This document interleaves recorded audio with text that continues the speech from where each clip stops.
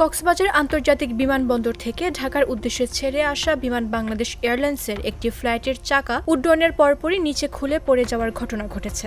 ফ্লাইটটিতে শিশুসহ ৭১ জন যাত্রী ছিল। পরে সেটি পাইলটের দক্ষতায় শাহজালাল আন্তর্জাতিক বিমানবন্দরে নিরাপদে অবতরণ করতে সক্ষম হয়।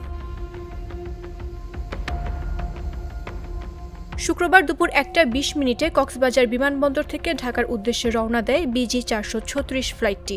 কক্সবাজার থেকে উড্ডয়নের পরপরই বিমানের ফ্লাইটের পেছনের একটি চাকা খুলে যায়। তখন পাইলট ঢাকার এয়ার ট্রাফিক কন্ট্রোলকে জানান। পাইলটের বার্তা পাওয়ার পরপরই ঢাকার শাহজালাল আন্তর্জাতিক বিমানবন্দরে জরুরি অবতরণের সিদ্ধান্ত নেয়।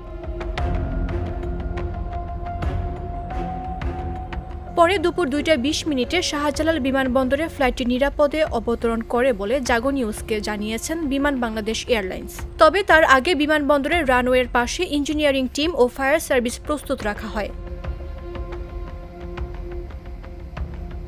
বিমান বাংলাদেশ এয়ারলাইন্সের মহাব্যবস্থাপক ABM রৌশন কবির জাগো নিউজকে বলেন, কক্সবাজার বিমানবন্দর থেকে উড্ডয়নের পরপরই ফ্লাইটের চাকাটি খুলে যায়। তখন ফ্লাইটটি ঢাকায় জরুরি অবতরণের জন্য ATC টাওয়ারে যোগাযোগ করে। সে অনুযায়ী বিমানবন্দর কর্তৃপক্ষ সব ধরনের প্রস্তুতি নেয়। পরে পেছনের এক চাকা দিয়েই দুপুর ২টা ২০ শাহজালাল বিমানবন্দরে নিরাপদে অবতরণ করে ফ্লাইটটি। যাত্রীরা নিরাপদে ফ্লাইট থেকে বের হন।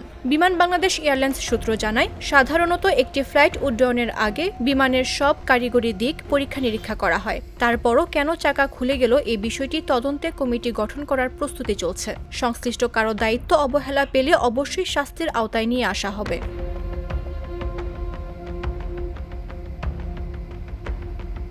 এক জায়গায় ফ্লাইটটি কিভাবে নিরাপদে অবতরণ করল এমন প্রশ্নের জবাবে বিমানের ঊর্ধ্বতন এক কর্মকর্তা বলেন, জরুরি ক্ষেত্রে বিমানের পেছনের এক চাকা দিয়েও ফ্লাইট নিরাপদে অবতরণ করা যায়। এক্ষেত্রে চালকের দক্ষতা বেশি জরুরি। তবে এ ধরনের অবতরণের ফ্লাইট ক্র্যাশ করার বা দুর্ঘটনার ঝুঁকি থাকে।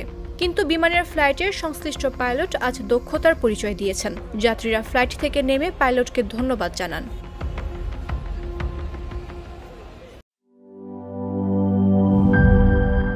বান্ডেল থাকলে প্রতি সেনমানিতে টাকা বাঁচবে।